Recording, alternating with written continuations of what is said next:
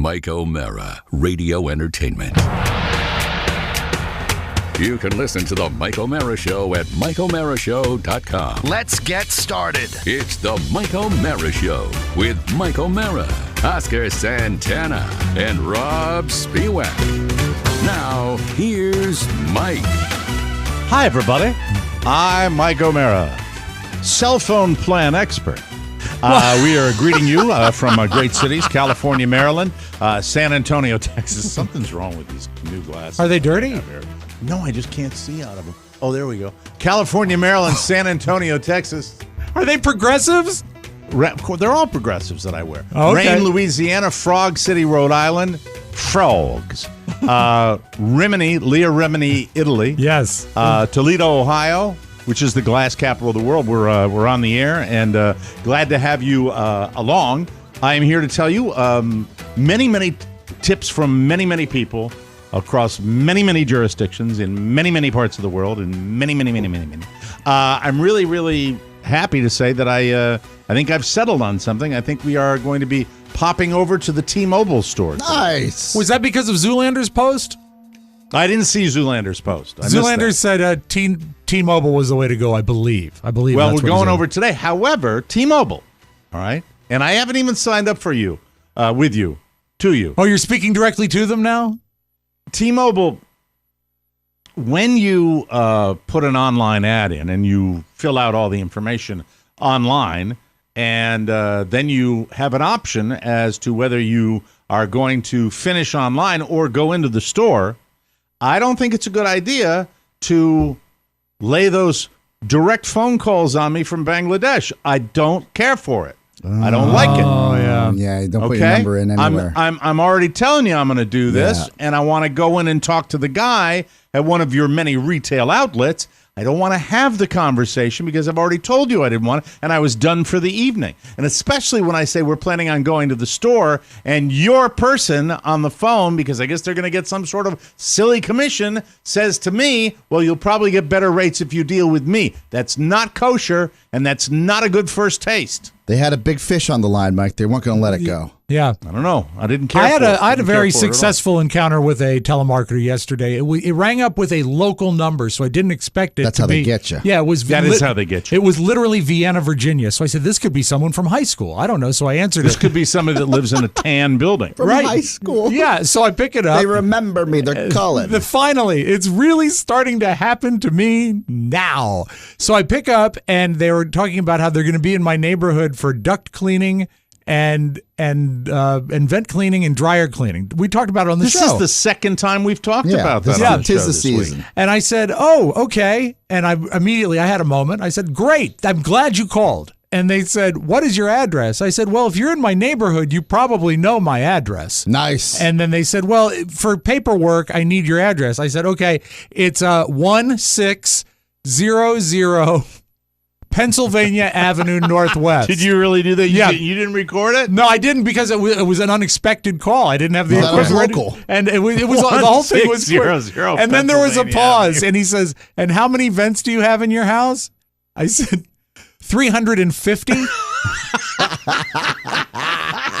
And he says, 1600. You are living at the White House? Did he really say that? I said, yes, I work for the president. Yeah. And he says, but where do you live? I said, I don't know if you know this, but if you work for the president, you have to live there. Yeah. There's a West Wing. This is good even without the recording. I like that this happened. And he says, and so you are working and living with the president. I said, yes, and that's BIDEN. He said, we will call you, and he didn't even get to the A and back. Oscar, I think that tells us our boy may be fully recovered, Yes. don't you think? I think that means he's fully back. 350 vents. I think that's probably right for the White House. 350 vents. That's awesome. Oh, hey, speaking of direct marketing, Yeah. my daughter has moved from the service industry to the world of sales, and I believe she's doing something in a marketing capacity. She was trying to explain it. I didn't really register Cold calling? all of it, but maybe in a way, What's kind the of product? doing that. She works for major big telephone and big airline and several big companies. Okay. I think that some of the biggies So they like Verizon source it out and to them? Frontier Airlines and Utility. things like that. I don't know what. I don't think it's Miss Utility. Mike, but before she you was dig, doing that. call us. Yeah. So it's off to today, Mrs. O'Mara and I, with our 4 phones, one for her business, one for my son, and one for me. We are off to the store. Do you have an appointment, or are you just going to show up? We're just going to show up. I have a recommendation. But I'm in their system, and if they don't have me in their system, I'm going to walk right out. Stomp Because I out. filled out all that paperwork last Mike, night. I want you to show up with all 4 phones in a Ziploc bag, one Ziploc bag, and when they say, "How about your plan?" Open it and dump it on the counter. Right. You just say, well, "Fix no, it." I'm not going to do that, Rob. I don't need to take the time to do that, but I will be wearing a cape. Something ermine lined. I just no, more like when you would see the old capes that they would wear with the top hats, and Oh just, yeah, like and then I'm formal, gonna true walk in. formal wear. Yeah. Yeah, and then I will walk in, and at the top of my lungs, but low and and cool, I'll say hello. Yes.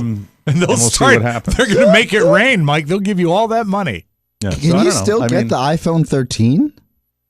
I don't think you can. Not at T-Mobile. I don't think. Okay, here's what I did. I'm happy with. Look, I can deal with my phone. I'm Right. fine with my phone. My wife's fine with her phone and her work phone, and my son does not get a vote. Yeah. So we are. He has a flip phone, right? No, he's got a tiny little phone. Okay. And that's good enough for him. And so I don't want to mess with phones because that's how they get you. I don't want them to that get. is Get how ready. get They you. will pull that on you. But I think they offer a buyout for your, like, if there's anything we owe on phones to the other guys, they're going to do that. I don't know. I'll find all of it. Do you out. get to keep your number? Yes. Good. All of them. Good. All of the Yeah, numbers. you never know if someone from high school is going to call you. Yes. Yeah, And it could exactly. be someone that wants to suck your vents. Oh, yeah. Oh, Correct. man. Absolutely. Oh, speaking That of would which, be Mike, you exciting. make sure before you go, you run a backup of your phone to your computer, lest you lose your contacts. This can happen. Don't make me do that, Rob. I'm not. Okay, well, I mean, Yeah, then you want to be able to call us. yeah. Okay by me. Mike, it's a matter of plugging it into your phone and plugging it into your computer. That's it. It'll take care of itself. I don't want to back up. You made me late enough. But my father You, recently... you actually don't even have to plug in anymore. Just back up to the cloud. I think I've already backed it up. Yeah. I got the All right. the cloud or whatever. Yeah. Okay. La Nube. with that. Yeah, my father So, lost about 10 years of contacts the Yeah. last time he did his phone. It was very much a drag. Really? Yeah. All right. And pictures. Oh, my God, Mike, the pictures. Don't Well, want I've to got lose... He's got the Look, cloud. He's fine. The He's cloud. fine. I don't do well with the cloud. I don't hate do the well. cloud. So what It's automatic. what I have on my phone and what I have on my computer are two totally different things. Oh, that's not good. that's not good. You don't have the cloud. You don't have the cloud, then. I do have the. No. It should all be the same if you're on the cloud. It's so. Pony, what do you know about the cloud? Here we go. He's probably near the cloud, but he's not in the cloud. Got it. Is it perfectly sunny where he's at? There's no Probably, clouds? yeah. Mhm. With All the, right, let me go. with the I've chance got of it right in front of meatballs. me. Got Definitely. One of my many, Yeah. I got one of my many computers. Yes. I know you have stacks of them. Stacks and stacks. No, I have a lot of wax. computers. So I'm going to go to Photos Library. Yes. Excellent. That's a great I'm place to opening be. that right now. I hope there's pictures of us, Yeah. Oscar. Mike is actually much more technically savvy than most people. Give him No, credit this for it? is a Not- photo. Yeah. This is a photo. What? The last photograph Yes. that I took that is on my computer Yes. is dated August 28th, 2017. Yeah. Yeah. So you're good from 2017 earlier. Have you backed up the photo of Mrs. Kennedy reaching for the back of the car? The one that you Let me, took? see, 20. What was? so it doesn't happen over It's the years. pre-pandemic. Way pre-pandemic. We know that. Yeah. It doesn't happen. It's not What happening. were we doing in 2017? Let me look at my photo. Oh, wait, hold on. That's Okay, not the Casey. last one I What do we got? Casey. Back in 2017. 2017. Oh, this was April 24th, 2022. Oh, that's more I took recent. a picture of Carla's insurance card. So Sexy. that was there. And then All before, right, in 2017. Yeah.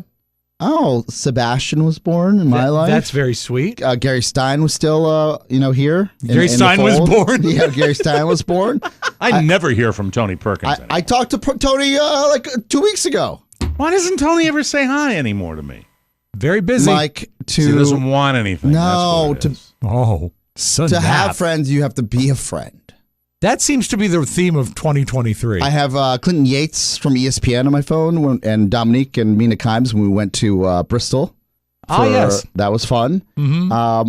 Thank you, Oscar. That was fun. That was it. Oh, I have, nice. Trip to Arizona. Way overdue. You do that Phoenix, fairly often, Arizona. Huh? We had the cat condo. I remember that. Right on our roof. Mm-hmm. Man, that was a good year. In 2017, Julia had yellow hair. Nice. Yeah. Yeah, I'm sorry. I have the show is literally. It's okay. Stopped. I graduated from business school.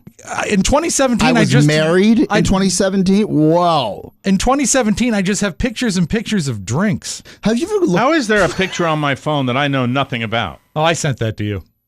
It's a tasteful nude. Picture. It appears to be a picture at my kid's school, and like a zillion of them of this this family fun night, which was last night, 2 nights ago, and I think Oscar, that's 2017. That's one. Look at Andrew. Oh, you know what? What? There's a picture of my hive. Oh, that's going to go viral. You want to see a picture of my hive? I've got allergic reaction. You're going to love this. I'm going to zoom in on this one for you. Oh, God. Okay, here we go. Like a beehive. No. There we go. There we go. Come on, focus. Wait. There we go. Oh, we saw it just enough, yeah. Whoa. Oh, that's a great hive, Mike. Let's say that's a lot going on. Mm-hmm. Who wouldn't want to fuck that guy? Oh, my God. Anyway. Sorry, I have to be. Carla's so lucky. We have two running themes in 2023 is if you want to be a friend, have a friend. Yeah. And who wants to have that guy? There are a bunch of watch pictures because I could not see the writing on the batteries. I've done that. So I had to take a picture of them and zoom in, and it still didn't work that well. Oh, by the way, I was such an idiot when I went to buy watch batteries. I bought hearing aid batteries. Huh? Because I'm an idiot. Good job, That's Grandpa. The way that goes. Yeah. Did you get the yellow hearing aid batteries? I'm trying to look in on it. Yeah, now I'm doing it by video. Yeah. I remember when we went up to... I got to get back on the golf course. I really do. When we drove up to Carteret, New Jersey, it was my dad and all of his uncles and brothers, my uncles, his brothers at the time, and we were driving up, we were in the Tahoe. We went to Carteret, and we got to the cemetery too early. The priest from Central Casting wasn't there yet. And so we went to the drugstore, and my father started changing hearing aid batteries for all his older brothers. He said, "What are you?" He said, "What are you, yellow? You yellow? Yeah. Yellow?" And he went and bought an 8-pack of yellow hearing aid batteries. And That's beautiful. It was beautiful. That brings tears to my eyes, yes. That story. That's fantastic. And amazingly, they're all dead except for my father now. Coincidence? I want to talk about something at the beginning of the show here. Florida, my Florida. You know my favorite song. Love right? your town. Florida, my Florida. The Civil War and slavery never happened. Florida, my Florida. Hide your gun inside your jacket. So look, 2 things are happening in my great state of Florida. The 2 things that are happening are the one that was on the news last night, that apparently it's a slam dunk where you'll be able to carry a gun in Florida without a concealed carry permit. And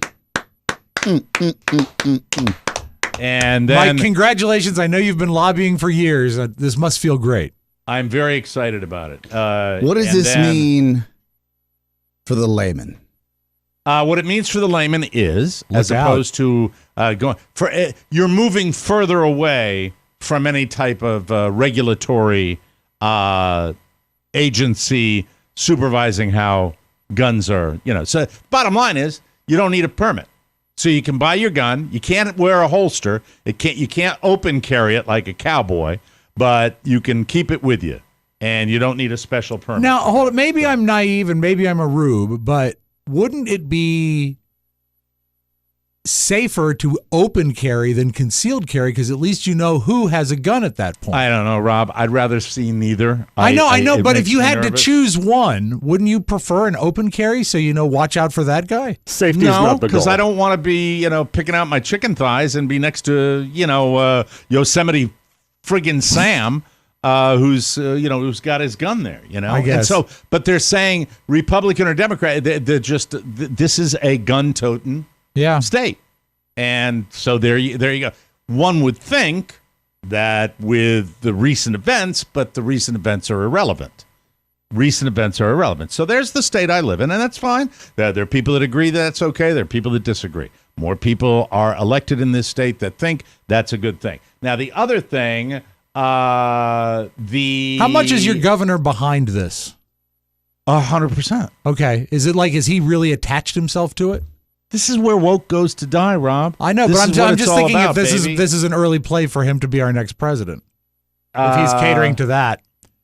Well, he does not want students taught about certain elements of American history based on the fact that it'll make them feel bad and guilty. Right. That's his new thing. And he's actually winning because he's got the school boards behind him because he has now endorsed a lot of school board members. And so in school, you're going to have, curriculum changes that will, because he believes they are indoctrinating students to a certain way of thinking.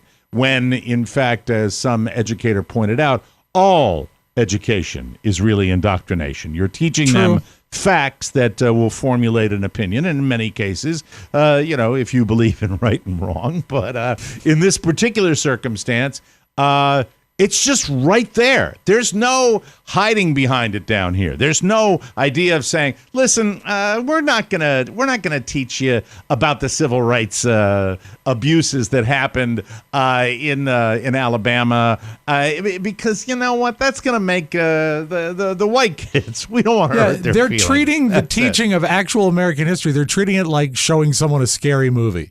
Don't show it to them and make them uncomfortable. Yeah, it's you got to get out of that state, Mike.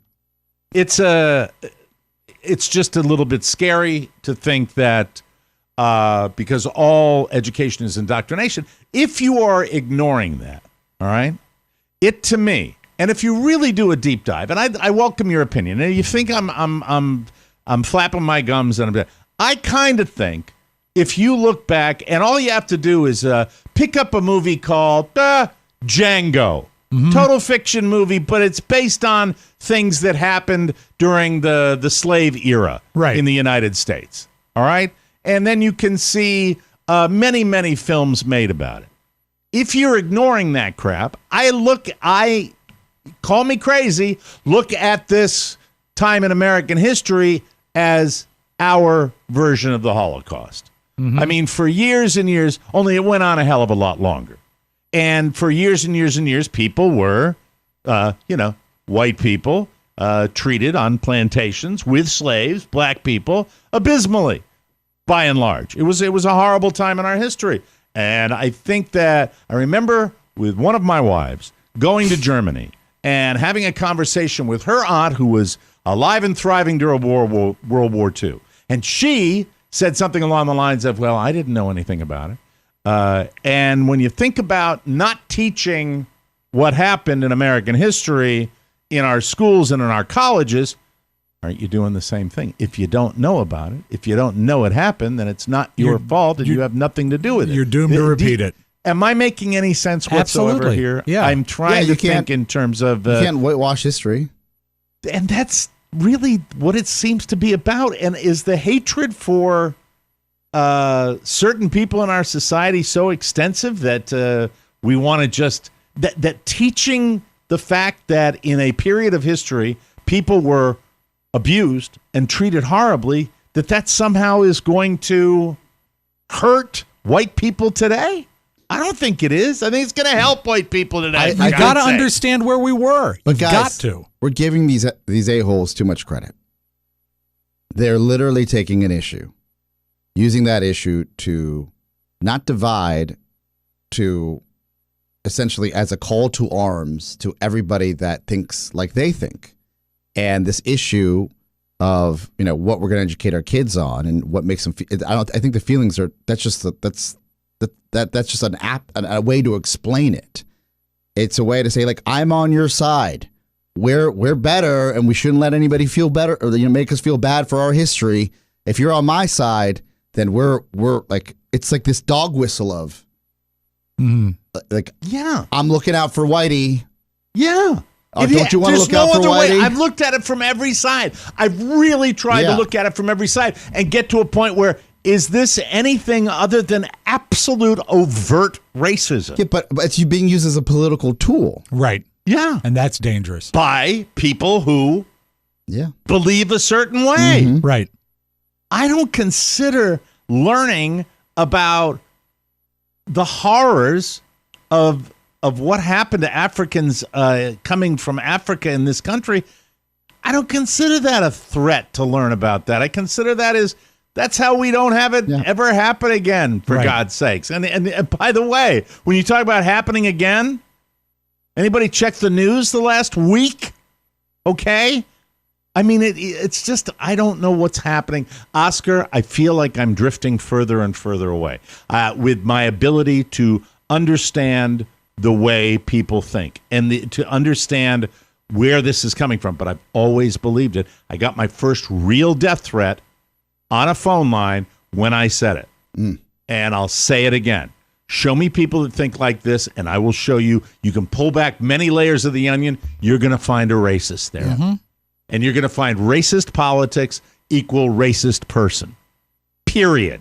End of story. And that's just the way it rolls. And you can't do that. History has taught us one thing. History has taught us that horrible things can happen when you take a big brush and label all people a certain way. Because once you do that, that's when the horror starts. That's when you can get things happening. That's when you can slide them into the gas chamber and then burn their bodies. That's what happens.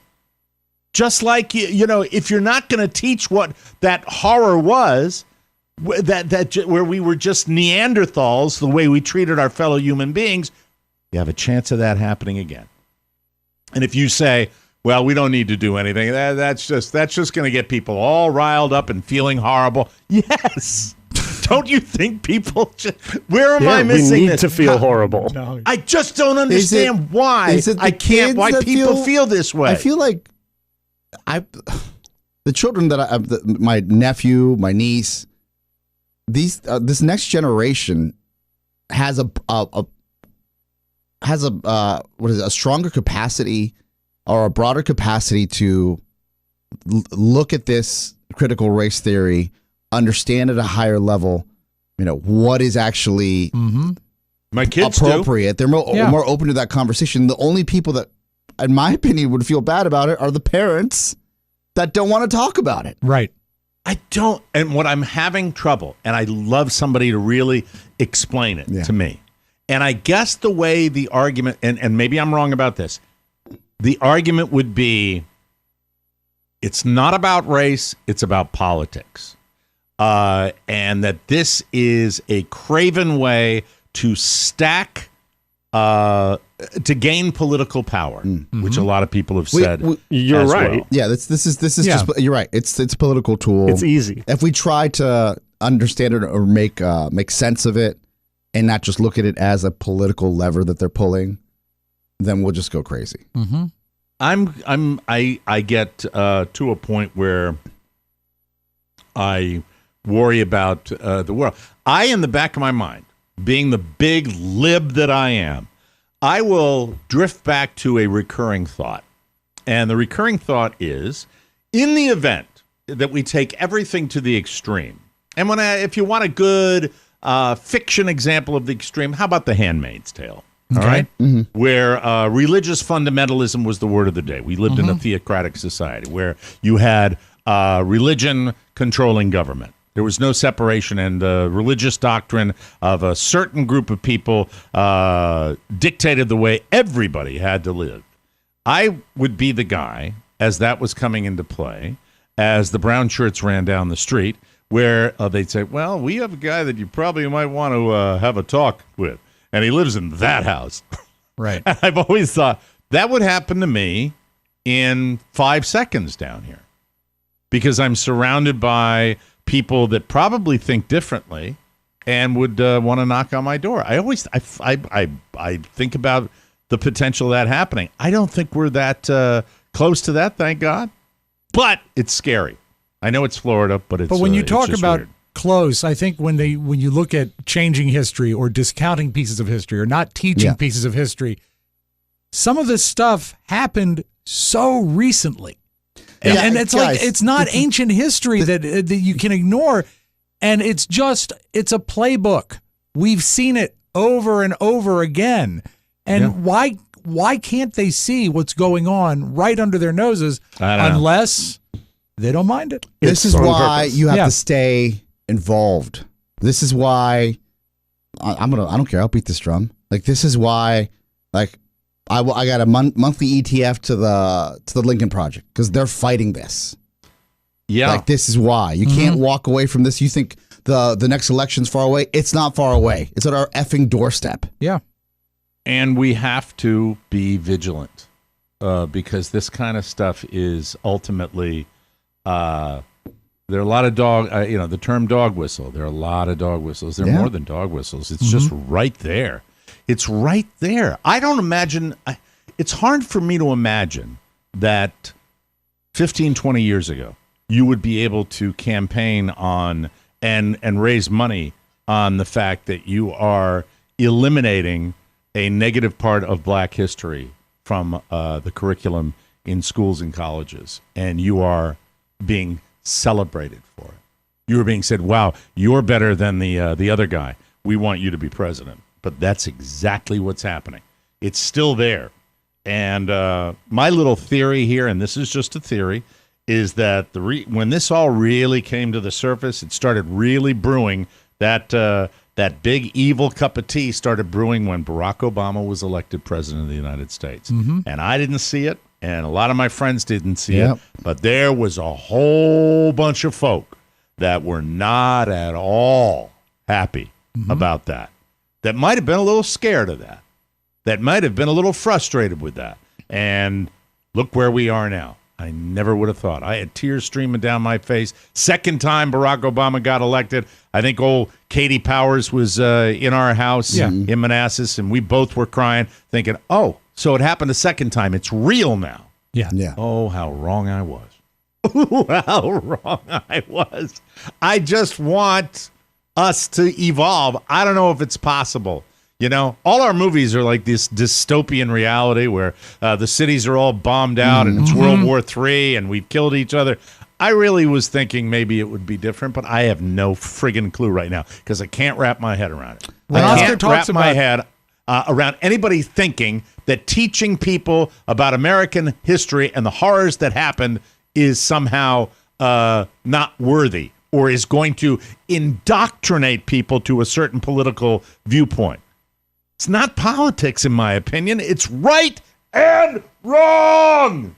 And as Oscar that's all I said wanna about say. being involved, one thing I've picked up with working with a lot of different podcasts and political entities here that are a lot smarter than I am, it really does all start local. I mean, it's very, very sensible to just vote for the president. They think, oh, that's what's going to change it. No, you got to get involved at the local level because that will feed your school board, which will feed your counties, which will feed your states. Don't ignore those little elections that happen. Get involved and because that's where the change making happens. And if you're not involved at the lowest level, the highest level is going to be almost inconsequential. It's also, look, there is, and we're clear on this, Mike. The DC area is such a melting pot that growing up with a friend that has of Indian descent or Pakistani or somebody from Haiti or just like it's every color, every culture, simply because of what drives the nation's capital. And so, like in my neighborhood growing up, there was Haitian kids, there was white kids, there was a kid from the Congo, Asian, everything. So Bolivian. Bolivian. They're probably like there's a Bolivian. Somebody saying that they had two Bolivian brothers that used to live down the street, and that would be a great website. The Bolivian Brothers. The Bolivian Brothers. Would it be a Yes, subscription yes. site? Of course. Yeah. Paywall and Sounds everything. like something that ought to be on Netflix. The long and short of it is my life has been shaped by those experiences as I was a kid. And I see, and I'm never going to pretend that I understand another perspective, but the only perspective I have is what I'm exposed to. Sure. I see the way that my niece and nephew are growing up, and they're on this beautiful peninsula in Los Angeles, and they have some friends like that are, that might have other descent or cultures involved, but it's mostly white kids. So they're they're the one token like Latino friend, right? And when Luca came and he interned here, just pure nepotism, fine. This was the first time he actually interacted with a handful of people of color. Mm-hmm. And to see him navigate it with ease and no issues, it was, and maybe I'm just sharing too much here, I wanted to make sure that he understood that this is what the world is really like. It's not what it's like in this peninsula where he's sheltered and everybody's wealthy and comes from a place of means. And with the civil rights podcast that we do here, it's built that way. We welcome diversity here, even within our staff. And by welcoming diversity, you win. And I'm not talking about winning as far as taking the high road. I'm talking about winning in every aspect, in general, because you have positioned yourself where you're going to get the best. Correct. So no matter what. So at the end of the summer, I ask them, like, give me your top 3 things that you learned, like you learned during the internship. And the first thing that rolled off his tongue is like, I got to work with people from other walks of life. There you go. Oh, God bless him. That's awesome. I love that. Right? I love that. I instill it in my son, but my son gets it from his school. Yeah. That is not, I'm sorry, a public school now. That's one of the reasons he's there. And I'm sorry for that, but that's the way it is. With a positive at the end of this little discussion, yes, if I can share something with you, I have a recommendation for people. And if you've heard me recommend things in the past, I don't really think that I can recommend anything more than this television program that I want. If I could, I would make it required viewing for everybody in our listening audience. There is a program, and you may have seen it, you may have not, on Netflix. It's called The Surgeon's Cut. And you don't have to watch the whole thing. Watch the first one. Mm-hmm. And The Surgeon's Cut is stories of surgeons. And I've told you before that when I go to a party, if you sit me down with a cop, a private pilot, and a surgeon, I'm always fascinated. That's the way I roll with that. This is probably intrigued me first because I work very closely with a gentleman who has Hispanic doctors in his family. So that piqued my interest to start with. But then they do a deep dive on a brain surgeon, a brain neurosurgeon, and his story and his humanity. And it just shows you what human beings at their absolute finest are capable of and what we can do. And it has absolutely nothing to do with what race you are, where you came from, what language barriers you have. This is just a spectacular human on any level. And I think it's just, at the end of it, when you hear the story, the backstory, the poverty in Mexico, talking about hopping over a fence, practicing getting over a fence. This guy is just spectacular. And it makes you feel wonderful to be a human being because he is so incredibly human. And it also tells you if you ever had that kind of situation, and I'm talking about the worst kind of situation, a brain tumor, the idea of looking, I think he's based in Jacksonville, Florida, the idea of looking across and talking to that guy, I would pray that I would have a surgeon that was 1/10 as good as this guy. It is a spectacular insight into the mind that's not just confined to the mechanics of procedures, but life, philosophy, and it is beautiful. And if you don't come away thinking deep thoughts, I would be very surprised because you think in terms of this man is a minority in our country, but this man is almost otherworldly in his accomplishments and in his compassion and in his skill. And he's in Florida. He's in Jacksonville, Florida. When you leave the state, you take him with you. I don't think he's going anywhere. Just incredible. Yeah. So it's called The Surgeon's Cut. And man, oh man, is it fantastic. So I just thought I'd share that with you. And that's it. Yeah, thank you. Speech over. Sometimes we get heavy, people. Sure. Sometimes we get heavy. But check that out. And I think you'll love it. I did. We'll come back with the homepage, which has plenty of crap. And then a little later in the program, we'll talk to Oscar Santana about the dynamics of young people not being able to communicate. And, of course, my dog pooped on me. We'll be right back. Hi, folks. Tom Selleck again with a dear friend and co-star from 3 Men and a Baby. It's Steve Guttenberg. Tom, it's good to see you. You too. What you been up to, man? Well, I was in Sharknado 4, and we might be doing a Police Academy 8 next year. Great. Any TV parts? Maybe a national commercial? Oh, God, no. How about a podcast? What? Oh, boy. Are you still living over there off of Sunset? No. Those reverse mortgage holes stole my home. However, all my movies are available on Blu-ray and DVD through Target and Walmart at the Michael Maris Shopping Center. Click the link and plan your Gutenberg Film Festival today. And don't forget the popcorn. That sounds great, Steve. By the way, can you give me Courtney Cox's number? Welcome back to the show. Whoa, it doesn't sound like Steve Guttenberg at all. Really? It seems like this is the time of year that everyone's trying to reinvent themselves for the better. But if you really want to put the new you to the test, Harry's can help.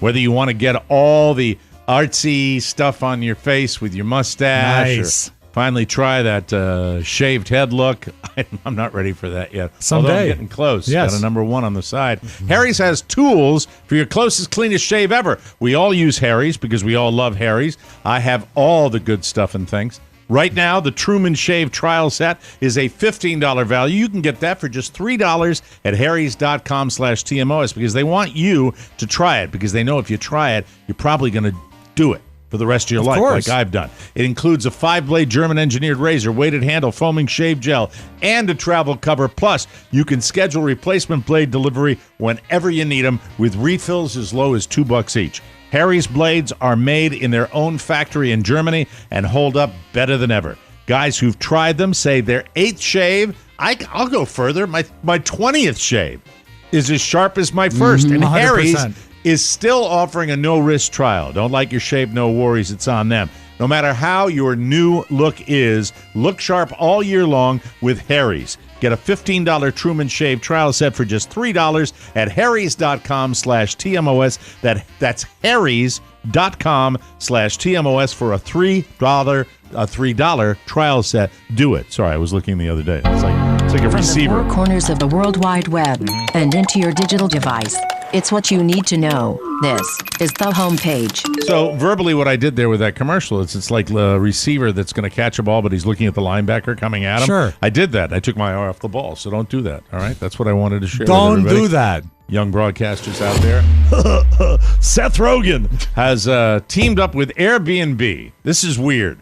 To offer a night at an artistic retreat in Los Angeles where he'll actually hang with you and do some pottery. He's a noted potter. Let's be real here. You probably end up getting high with him, too. I don't know if that's true or not. No. I think they took the liberty of the people that wrote this to say that. I don't know if that's true. You probably know that Seth has a company called Houseplant, where he sells cannabis accessories, many of which he makes himself. He says, quote, "We founded Houseplant because people who smoke weed also like nice things. And that didn't really exist in this way before. You used to hide everything, but now we have beautiful lighters and ashtrays meant to be displayed. And they're all in this beautiful Airbnb. It really comes full circle."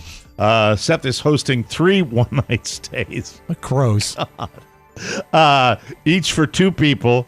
On February 15th, 16th, and 17th. Right after Valentine's Day, yeah. Each night costs $42. Because of 420.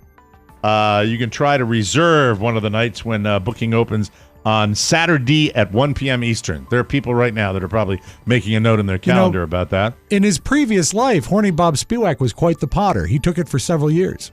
Did he really? Yeah, I still have some coffee cups he made that are fantastic. Ooh, there's nothing like a homemade coffee cup. Yeah, you love it. Right? He gets the handle right. They're overrated. Yeah. And he did it well. What, coffee cups? I took ceramics for 2 years in college. Waste of 3 credits, 6 credits total. And I remember bringing stuff home. My dad was like, "I paid for this." It's crazy. Yeah, at least you're not paying for crocheting at VCU. That's even Did you worse. take crochet? You didn't take crochet. Julia had to get her degree. Oh, because she's got a graphic design But the program. glass blowing is very cool. Oh, yeah. Look at this For piece the I made record, you.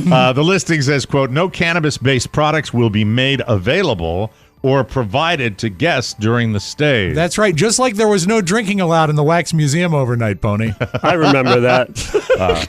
That doesn't mean you can't bring your own, though, or that Seth won't bring anything for himself. Okay. They throw that in there, right? Would you even want to meet him? I would. I don't know. Why are you being so angry? Kind of a combination, like a rough voice Jimmy. Paul Rudd has finally revealed his secret to eternal youth. That's a big thing lately. Paul Rudd and how he's ageless. Yeah. In an interview for Men's Health, he said, quote, then diet, then weights, then cardio after 8 hours of sleep. So he says, do the sleep first, then diet, then, let me get it right, diet, weights, cardio, in that order. The most important part of training is sleep, he says. Look, for the weight loss journey I'm on, I do better when I get a great night's sleep. When I get a great night's sleep, I lose weight. Well, also, And, I eat the same thing basically every day. Sounds stupid. When I go to bed early, I'm less likely to snack. You go to bed, you can't eat. But fact. the length of time of your body Does help, resting yes. and metabolizing everything, I think it's good. People who set their alarm and then sleep for 4 hours so they can get up and train, that's not it. They're not doing themselves any favors, he says. He says he gets up, he has a cup of coffee, then he does cardio before he eats anything. He never would have done that before Ant-Man. I bet there's something that happens between the coffee and the cardio. Paul is well aware that all of this sounds like hell, but he insists it's not because he finds the routine comforting. Exercising and having a good diet makes him feel less like an imposter when playing Ant-Man. So he did it. His motivation was do it for a role. That's the way he does that. Yeah, so, I bet he's got a movie coming out, does he? Probably. I didn't read that plug. Dr. Phil is coming to an end after the current season, which will conclude this spring. The show debuted in 2002 after Dr. Phil got his start on Oprah in the 1990s. Seems like a long time ago, doesn't it? Yeah, it does. Phil says, quote, "With this show, we have helped thousands of guests and millions of viewers through everything from addiction and marriage to mental wellness and raising children." Oh, you're brilliant, Phil. He added, quote, "This has been an incredible chapter of my life and career. It's been your life. Moving on, what? It's been your life. It's not a chapter. It's the whole thing. Well, no, it's a chapter, damn it. No, Come on now. That's it, Phil. While I'm moving on from daytime, there's so much more I wish to do. I am planning, as soon as I retire, getting an Airbnb with Seth Rogen." Dr. Phil is most famous in my eyes for the Catch Me Outside revolution. That's that the lady. biggest thing, the Of girl, that Daniela horrible girl. Bregoli. What was Yeah. her name? Do we know her Daniela name? Brigoli. And she goes by Did Bad. you just know that off the top of your head? No, I had to look that up because I know her as Bad Baby. That's right. Bad Baby Yes. Daniel. Where's she now? Is she dead? Oh no, she's on OnlyFans and she grossed over $20 million last year. And she's also Attorney General for the state of Florida. Thank you very much. Where woke goes to die. Seth says. Kanye West's informal 2024 campaign for president doesn't appear to be popular with political donors, at least according to a recent filing which shows the rapper and designer's campaign brought in zero in 2022. I didn't even know he was running again. They forgot to put up the donate button. Yeah. In a filing submitted Monday, surfaced on the Daily Beast, Kanye's 2020 campaign, the current it's called Kanye 2020. Well, why is it called Kanye 2020 if it's for 2024? They already had the website. Yeah. Oh, that's his action committee. They reported spending $142,000 in expenses in the last 3 months of 2022, but not bringing in any donations that year. He got that name, Mike, because he's proud of his perfect vision. I don't know what's going on. A gas station staff got the shock of their lives when they discovered a human penis on the tarmac of the gas station. No. The discovery was made at a station in Alabama, actually 2 days ago, a little after 6 a.m. local time. How about you coming to work? How about you coming to work at the gas station? That's the first thing you see in the morning. It was really bad, Mike. I asked for a coffee stirrer. You show up for work. Police officers showed up after that, collected the severed appendage. According to initial reports, the police do not believe that the finding is proof of any foul play. What? What? I don't get it. But it is not clear whose thing it was. Yes. One employee simply told reporters, "It was a whole dick." Wow. That's the quote. A statement at 4 p.m. from the Mobile Police Department stated that the incident was not being investigated as an assault or murder, adding it was a mystery how on earth it ended up there. Closed-circuit camera footage, later seen by reporters, shows a black truck. Yes. I don't know. I shouldn't be laughing. This is horrible. Mike, this is a black fine. truck pulls up to the station around 6:15 to fill up. The truck then pulls away before a penis falls onto the car park tarmac. What, coming off the truck? They don't say that. Well, they're not specific about it. It might be. It might have been in the truck. Have you ever had like a delivery guy open his car door and there's like Coke cans pull out because he's just keeping a sloppy car. Ew. Yeah. Well, maybe it's that. It's just so horrible. I'll try to find something if there's a follow-up tomorrow. Circumcision gone bad, Mike. But now a little something. A 22-year-old high school basketball coach is out of a job after she tried to pass as a 13-year-old player in a junior varsity game earlier this month. According to reports, Alicia Boykins. I love that name, yes. Boykins. Boink. Boykins, not Boykins. Boykins. Okay, better. She's an assistant for the Churchland High School Truckers. Rob, you used to play them when you were at Magruder. Absolutely, yeah. Well, I was Madison. Yeah, but I went over to Magruder to play them. So, Arlisha impersonated one of her players who was away from the team for a club tournament on January 21st, not too long ago. Instead of playing with one less player, Boykins took matters into her own hands and suited up for the game. Oh, no. Did you ever know WAVY Channel 10? Of course, in that area? That's isn't that Newport News? Newport News, yeah. I had a cousin who worked there for many years. It shows the full-grown adult balling out against the competition, driving the lane for a layup, getting a block, and nailing free throws. Let's see. She was fired because of the stunt, and the result of the JV players and parents, they elected to opt out of the remainder of the season. So she kind of caused a nasty little situation. The school is now investigating the incident, and the student's family is asking for an apology. They don't like this. Okay. She doesn't even look 13. No. This isn't like she's an older-looking 22. Yeah, she looks like she's a mom on a court. But you know what? She's obviously a better player than the other ones. She had a great game. I'm watching the video now. Like, she's much taller than everybody else. That's right. Right. She's killing them because she's got better skills. This is wild. And she was drinking Ensure. For the record, when I was 22, my wife Carla was a 1-year-old. And I would never pretend I was a baby. I'm not going to pretend that I was a baby. Those are stats I don't like to normally share, but yeah, that's, I thought for the purpose of this story. Stop it! Yeah, give me another beer. We'll take a break, come back with more radio. I am in so much pain right now with my wrist. Mike wasn't having a good day because of a bad wrist, so he decided to spend it with his friends. You know what my friends are? I got 6 or 7 friends in that little watch case out and there. 3 of them are How do yours. you like to spend time with your friends? Do you like to share things? Things that are funny? How are you, Mr. Seiko? I'm fine, Mr. Hamilton. Sharing allows you to show your friends what is important to you, what you like and enjoy. Look, we all need hobbies. Something great to share is the Mike O'Mara Show. Everybody can have fun with it. Share the show with your friends today and give them a reason to laugh. In order to have a friend, you got to be a friend. Yeah. True words. Okay. Okay. All right. Hello. Think of the time and money your family invested. Let me just regroup after that. Do that. Yes. Think of the time and money your family invested to film family vacations, football games, birthdays, all the good stuff. The stuff that you wanted to capture, in things.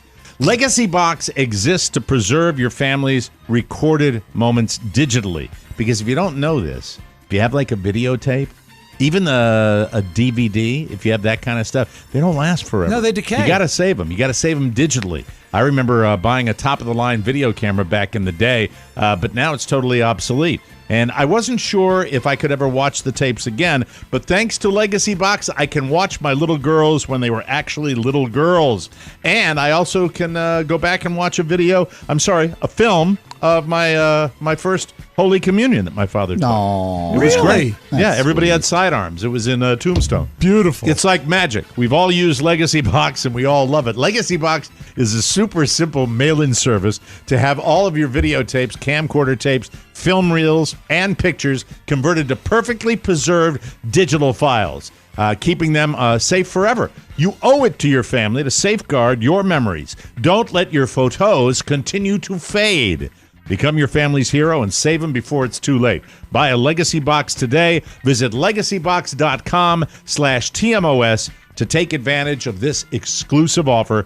That's legacybox.com/TMOS. Now, before we move on with the show, I just want to say Robb Spiewak tearfully came to me before the show. Yes. To share that one of our favorite segments on this show, the TMOS Talking Head, he's having trouble with it. He's having trouble because the social media appeals that he has done are limited, and he wanted me to make mention of the fact that we'd like to have more talking heads on the show. Especially people that we don't know. We want to get to know you. Don't be shy. Yeah, this is a wonderful experience. Everyone to a person has had a great time being a talking head. What are some, the needs and wants? Like, explain to them how they can be interesting. Well, anyone who has a career that they've been at for a long time, an interesting hobby. A bad scar. A bad scar. I think If the they've met a reason- celebrity is always a winner. The reason that I have enjoyed the Scar. Talking Head, what's that? He said a scar. A bad scar. A bad scar.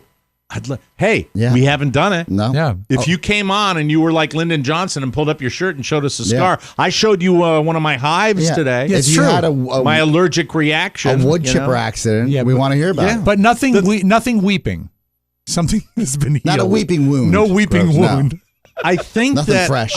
when I came up with this idea, I really didn't know how long it would last. And if it's the end of the line, I'll be very sad because we have had some of the most fun 2 years of conversations. Talking Heads. Yeah, fascinating 2 stuff. years of talking 2 heads. years. And, Yes. and if it's the end of the line and Maybe they all went back to work. yeah, that could be true. Right. But it's so much fun because I don't care if you have a celebrity meeting Yeah. or a scar or anything. I like talking to people about their lives. Exactly. And everybody, look. Everyone has a here's the story, fact. Mike. Everyone You does. stole that from me. That's what I was just going to say. I was going to steal that, and I wouldn't be doing this if you were able to just maintain it. Anyway, God, you've That took a disappointed me turn. again. I know. I'm sorry. But it's How do they get in it's touch with every day. us? Rob? Very easy. Email me, Robb, ROBB, at MikeO'MaraShow.com. Tell me a little bit about yourself, but the most important thing is include a phone number because I want to call you, get to know you. We'll do a brief pre-interview, and then we'll get you on the show. It takes about, the interview is 10 minutes, then we have you on the air for 25. But really, Mike, what lasts is a lifetime of memories. See, that's not sincere. Yeah, when you do that, you make me want to throw up. That pushes people I away. got a little You're nauseous. not able to sell in Get any a little way. nauseous. They will have a blast. You go back and you look at... You can't And- save it now. No, it's true, though. What? Help us help you.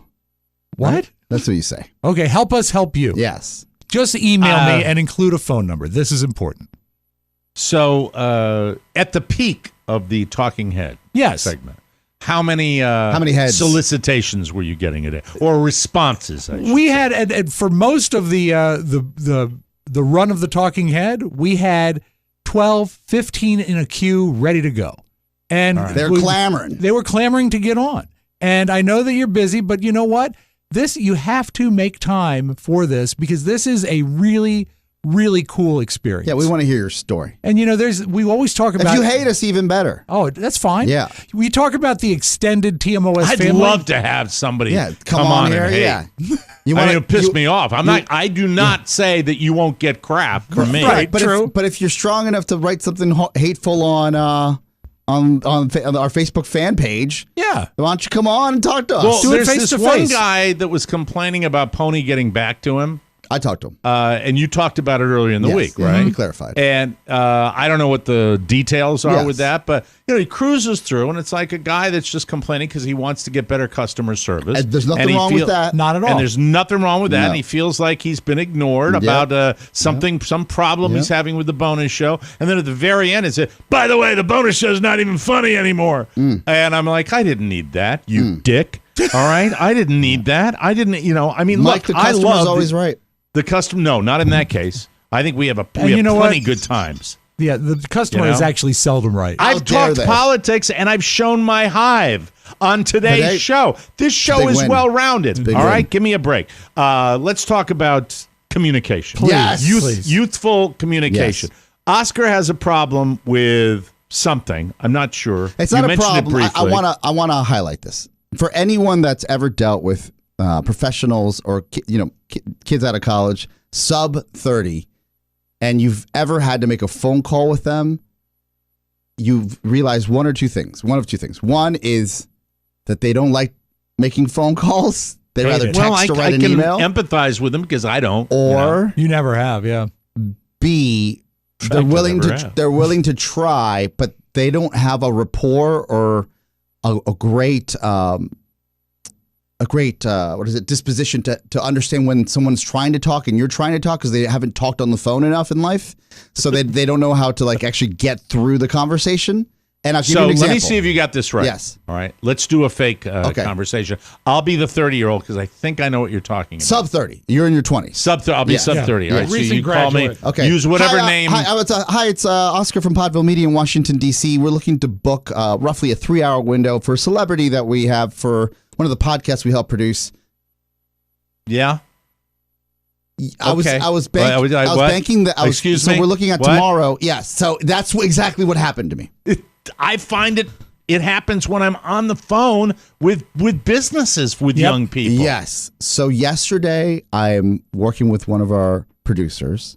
I will not name a name, but if I'm correct, he's 24. Michael Gilman. And I'm next to him. Now I say, look, I'm going to call the first 3 studios. We have, and just for Inside Baseball, we have a mobile broadcast kit that we've deployed to Los Angeles. There is an A-list celebrity that is coming on to one of the podcasts that we have not announced yet here on at Podville. And Mike, it's Pete Rose. Can I use it? And so in an effort to make sure that we don't lose this window with this A-list celebrity, sure, we needed to look at booking a studio in Beverly Hills. We book a studio in West Hollywood, book a studio in downtown LA, and have our producer that's out in Los Angeles now with the mobile broadcast kit, just in case they have to jump on the tour bus. Be a big time. It's a big deal. Big deal. Okay, and can I just ask one question? Yes. I'm not going to be able to move on with the show. Is it Donnie? No. Is it? No. All right. And so I book the first 3 holds on studio, knowing that this might not work out because it's Are a 24-hour you window. booking the holds on studio time to make it convenient for this person to get to for one this of the A-list 3 places? celebrity? So there's no window for I can't do it. Oh, I got to move it. Right? 3 locations. Yes. So he's got something that's close to him. 4 or her. 4 or her. With the Mike. downtown LA. Who knows? And so I promise I won't tell if you text me the celebrity. That's just the trade. That's just the trade craft that we like. Who's going to take the time to do that? We do. We take the time to do that, and we have a producer with a mobile kit in hand, like the nuclear football. I just think it's a ridiculous amount of time to spend just to get Andy Dick on the show. And be fair, Mike, Andy Dick would be happy just to be inside. This has to be an AA. So I'll text you, Mike. I'll text you. Okay, I'm sorry. Right? So it's fine. Just get this. So right now, Oscar is and you're picked up dealing his with a lot of mobile phone. sub 30 people out there in Los Angeles. Well, the people we're calling is I don't know their age. I'm just dealing with my team, right? So okay. So you just got this. They sent it over. So, what is happening is I'm also trying to teach someone how to have a conversation with another studio owner, or as they operate them, to there's a way to say, we want to hold this, we want to make sure what the cancellation period is, because we don't want to be the hook for thousands of dollars of studio time that's not used. And so we're talking. So I called the three studios. I booked them. I said, now your turn. So we get on the phone, and the guy's like, hello. And then he looked at me like a deer in headlights, and I'm like, talk. And he says, it's the pausing, right? Yeah. He goes, and then the thought comes, and they talk when the other person's talking. So he's like, hi. And the guy's like, hello. He goes, so it was like a lot of mishmash at the front, which is never good for like a good rapport. Right. Just for somebody that knows that they feel like they know the person on the line is actually competent and they know what the hell they're doing. Right. So, and I said, continue. And then he's like, I'm calling from Washington, D.C. And oh no. And it's a big deal. It's a big deal. And I said, stop. And then I pick up and I said, I'm so sorry, we had a bad connection, and then break it down exactly what we need, right? And book it. And so you can't really, you're kind of training at the same time. We're training. And I said, be honest with me. When you talk to your friends or you communicate with them, do you ever talk to them on the phone? He goes, this is the first time I've talked on the phone in 2 weeks. Wow. I suppose, it's a skill it's that an needs art to, that we just grew up with and take for granted. You think back to like when I was in high school, I'd have hour-long conversations with my friends. Correct. And now, if Robert is ever talking on the phone, I would never be able to. I had a long talk with Catherine the other day. And I mean, like, Robert. But she grew up with phones. If I ever see Robert talking to a friend, it's FaceTime. It's so they have visual cues, and that's it. Like, they don't know anything else. But they can't. But on the phone, yes, of like this. And I imagine telemarketers are getting paid more money because is it a little ADD? Do you think maybe? No, it's Mike. I equate it to when someone gets in front of a microphone and they hear their voice for the very first time. It doesn't matter how well polished they are. It's a little off-putting because you're like, I can hear myself. Right. And that's the same feeling I get when we have someone that's trying to test show or doing something, is what I felt in that office when I said, you've seen me do it 4 times. Now let me hear you do it. And it was like he was hearing his voice for the very first time. Mike, I think it's a lack of courtesy, because when you're texting, you don't have to wait for a reply.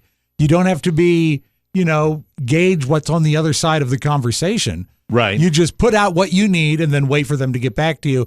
And if you're typing at the same time, that's no big deal. Can't talk at the same time. Well, texting saved my ass. I love texting. Yeah. I hate talking on the telephone. If you don't mind giving your headset to Marco Tony, one of our wonderful American University interns. Is he on the phone? No, Marco's here. I know, that's a joke. Oh, so he wouldn't be on the phone. Marco. Little joke. Marco. Yep. Yeah, so there you go. Marco, how old are you? 19. Okay, 19. When's the last time you talked on the phone? Oh, you were right about this hearing your voice for the first time thing, actually. But are you experiencing it right now? Yeah. Big time. How you doing, Marco? I'm okay. How are things at AU? Pretty good. That's on the crest, isn't it, Mike? Marco, now you are, what year are you in, Marco? Second semester, sophomore. Second semester. You're still new to the game. And you came from California, did you? Yeah, LA. Okay. So what's new and exciting around AU in Northwest Washington, D.C. that is there anything that you'd like to tell us about? Anything you're doing with your buddies?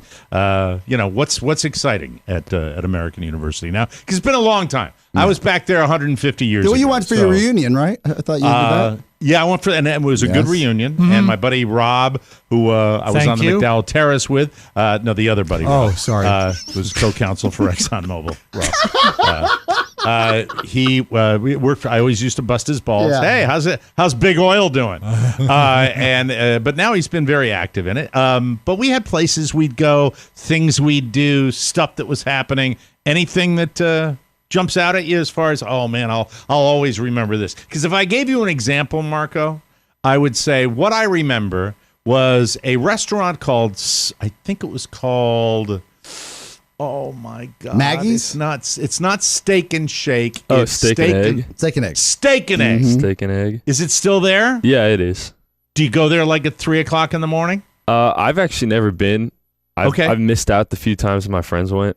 But okay. Is it because you can't afford eggs anymore? Yeah, eggs are getting out of control. It's just amazing to think that's still there. I used to have great memories there. Anything exciting that you'd like to share with us, Marco? I mean, I joined the club rugby team this week. That was pretty fun. Oh, really? Yeah. Have you played before? I literally haven't. I don't know anything about rugby at all. Were you recruited? No. Okay, I was recruited when I was at AU. And I didn't do it. And I fancy myself as somebody that likes contact sports. Yeah, right. I played hockey in high school, but I never did. That is there's some that's a pretty good social scene too, isn't it? Yeah, for sure. Okay. It's a shame being only 19 because I bet they occasionally have a beer. Marco. Yeah, they go to the pub. Sure. Order up some Guinness. Yeah, you're gonna be in good shape when you turn 21. Yeah, that's cool. I think rugby is cool. So, Marco, have you played in any games? No. My second practice is today after work, actually. Okay, I'd love to get a rugby update. Go ahead, Oscar. Definitely. Marco, give Mike a little of your back. You your high school sports and like you're working for the Wizards now and all that. So just give. I don't think you're putting your best foot forward on this conversation. Disagreed, but he's proving your point, which in a way is putting his best foot forward. Yes. Go ahead. Just kind of like what sports I played and yeah, your background and what you want to do in life. So I played water polo since I was a little kid, and then I took a couple years gap to play soccer, but then when I started high school, I went back to water polo. That's a badass sport too. Yeah. Rugby and water polo. So you don't mind getting knocked around, Marco, huh?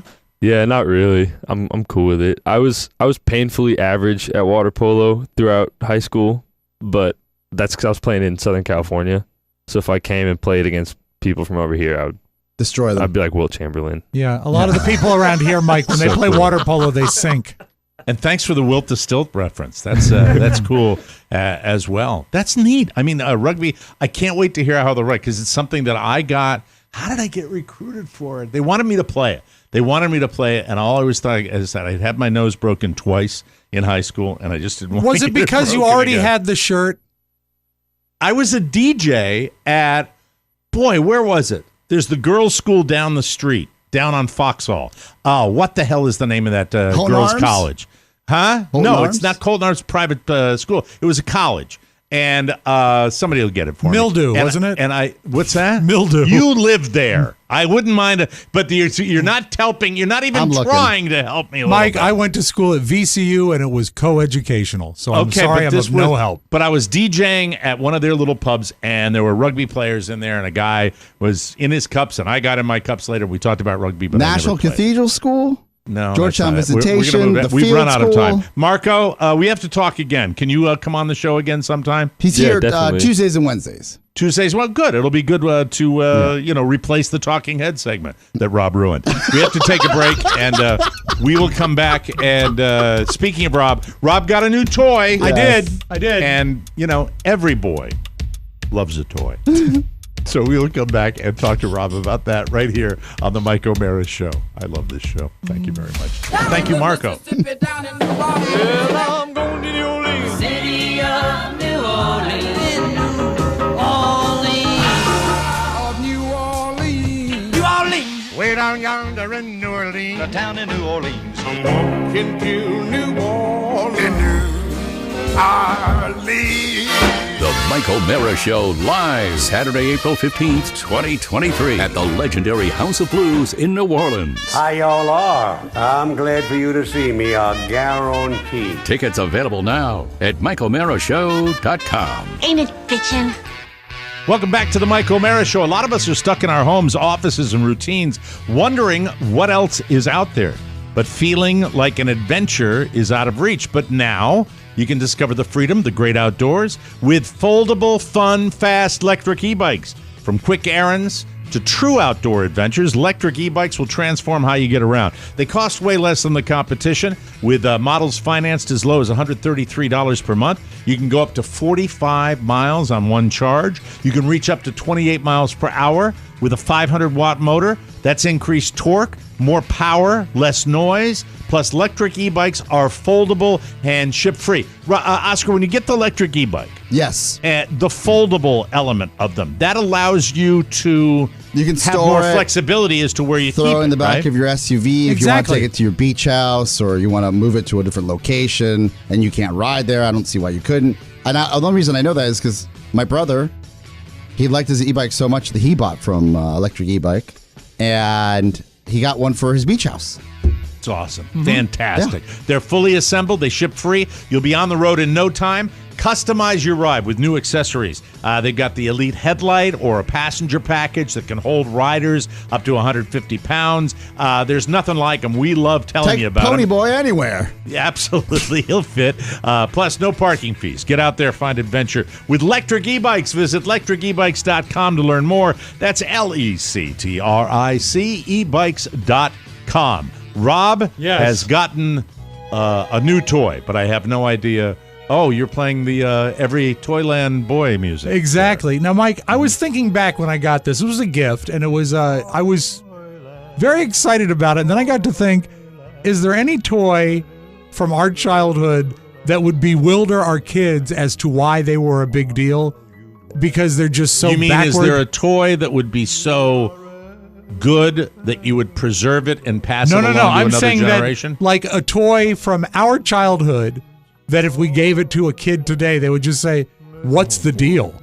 Why is this something?" You mean, all right, let me see if I've got what you're saying.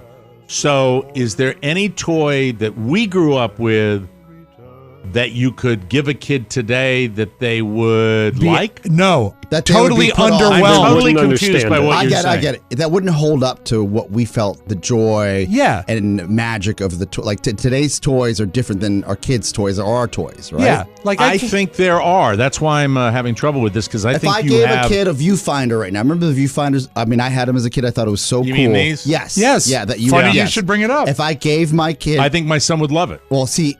if I gave it to Sebastian, he'd be like, "This is boring." Yeah, he probably has VR. So what do you need a viewfinder? So it's funny, and it was called a ViewMaster. Was that what it's called? ViewMaster. I had one. Mine was the one I remember because I only had a few of the.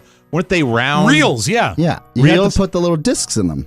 I think I had Zorro, and they were stereoscopic, Mike. So they were 3D when you looked through them. But let me tell you another one that just pops into my head. Yeah, a spirograph. Yep, absolutely. Would be something I think my kid would have a blast with. think that would hold up, but I don't think that. You know what? I don't think a Light Bright would hold up because probably not. But games that are out there right now, Battleship, for example, kids that's classic. Love that. But the thing is that it's funny that you came up with ViewMaster right away, because I got this as a gift. And I was so thrilled with it. But wait, it gets better. Oh my God. I thought that was a box of cookies. It's called the Retro Viewer. And it is exactly as I remembered the ViewMaster, right? With the handle on the side. You brought one in. Yes, but here's the thing. It comes with a prepaid coupon where you can mail in your own pictures electronically and make your own reels for it. So I could do family pictures on my ViewMaster. And then I don't have it yet. I just got it yesterday. But you can choose 10 pictures, and they'll put it on a reel for you and send it back to you, so you can look at your own pictures on the ViewMaster. Does he have stuff in there? No, there's nothing in there. I just got it. What about giving this? Look, this is. I'm going to save you some money. Yeah, and you look like a hero. Yeah. Put 10 pictures of you. Yes. And then gift this to your wife for Valentine's Day. Nice. Yeah. And that'll truly end the marriage. How about this? But I mean, I thought, what a really cool thing. Yeah. All right. There's so much work. Why don't you get 10 pictures, right? And we'll give and enjoy it, right? And then we will get 10 pictures from the show, okay? And we'll give it away in New Orleans. I love it. I love that idea. We'll give Love somebody the show Viewmeister. Viewmeister. But that's the German version, the Viewmeister. The Viewmeister. Hello. What compelled you to get that? It was a gift from someone I work with here on a podcast, and she saw it, and she says, if anything says Rob Spiewak, that's gave you a gift? a lady. Yes, I've worked with her for many years on her podcast. And so thank you, Ann, for sending that along. I think it's a cool idea. I've worked with Ann for a long time. She's never gifted me anything. Maybe you should try a little harder. To be a friend? You have to be a friend. Yes. To have a friend, you have to be a friend. I like messing it up every time. Can we do that? Can we give it away in New Orleans after you're done with it? Yes. You know what? And it'll be touched with, it'll have Rob's DNA all over it. Yep. It'll Exactly. be fantastic. Dripping Celebrity with it. DNA. Yeah. And you get to pick Rob, you get to select the pictures. All right, Pony, I want you shirtless. All right. Very good. Yeah. I'm not posing for anything, though. We have to take a break. Only candidates for Mr. O'Mara. Very, very much so. Here he is. One of these, Mike? Here's a photo of my visit to the Grand Canyon. Anyway, we'll be right back with Town of Sound right here on the Mike O'Mara Show. Whoa. Jackie Vernon. The great Jackie Vernon.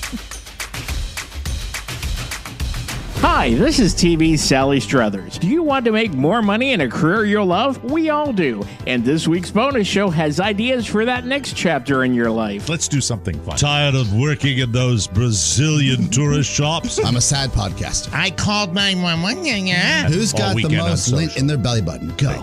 We'll provide you with everything you need to be an amazing success. You can be cutting a rug for fun and profit. If you're successful, this is what you get to keep. Wow. That's how y'all getting down in Philly after a win? The TMOS bonus show is that fifth hour of funny you can only get with a subscription. Get yours today at MikeO'MaraShow.com. Stay classy, Philadelphia. Welcome back to the Mike O'Mara Show. Whatever your reason is for wanting to make a change, Noom Weight is ready to help. Now, every day when I get up, first thing I do, literally the first thing I do, is I log my weight with Noom Weight. I love it. By the way, all the tips that they have for you on Noom Weight, they use psychology, to help you understand your eating habits and learn how to make healthier choices every day. It's how I learn about things like protein and carbs and macronutrients. Losing weight starts with your brain, and Noom Weight's approach is based on scientific principles that help you better understand your relationship with food. To date, Noom Weight has helped more than 4.6 million people lose weight. And active first-time Noomers lose an average of 15 pounds in 16 weeks. 95% of customers say Noom Weight is a good long-term solution. I love Noom Weight because it works, ladies and gentlemen. Carla loves it. Oscar loves it as well. It's really a great way to stay focused on what's important to you. You can do that with Noom Weight's psychology-based approach. Sign up for your trial today at Noom.com/TMOS. That's NOOM.com/TMOS to sign up for your trial today. And check out Noom's first ever book, The Noom Mindset. That's a deep dive into the psychology of behavior change. Available now wherever books are sold. Sound.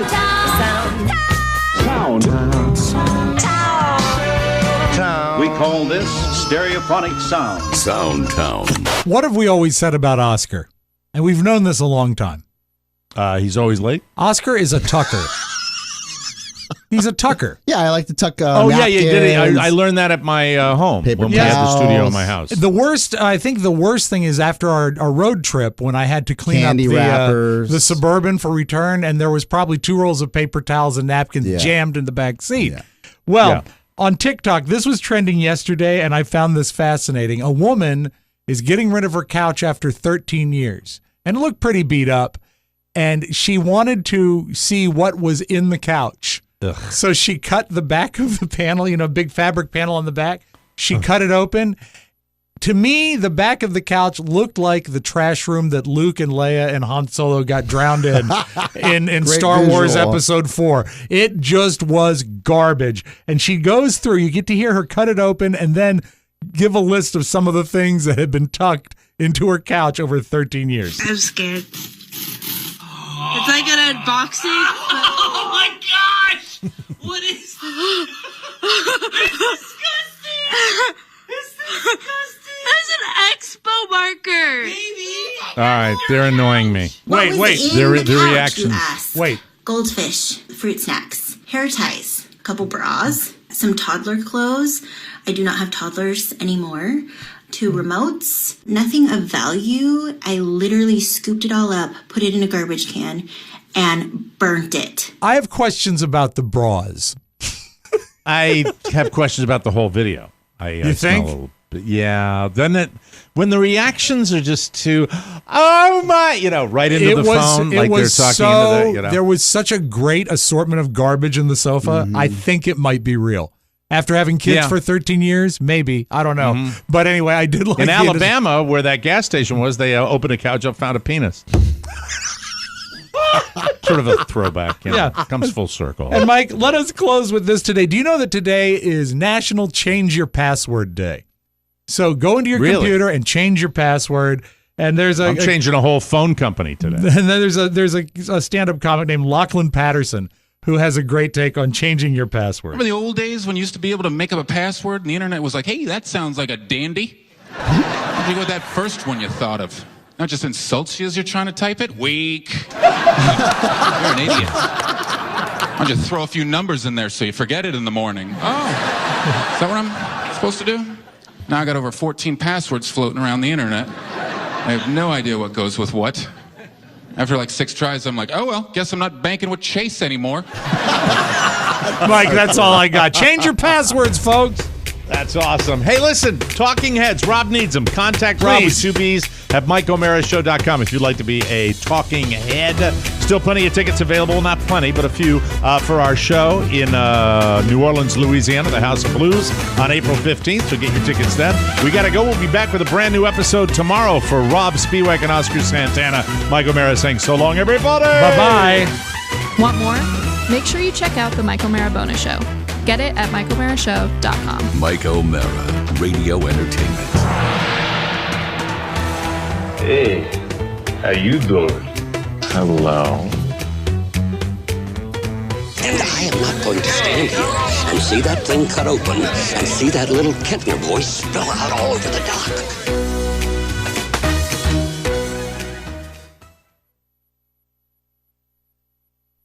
Shit doesn't matter. Fuck it.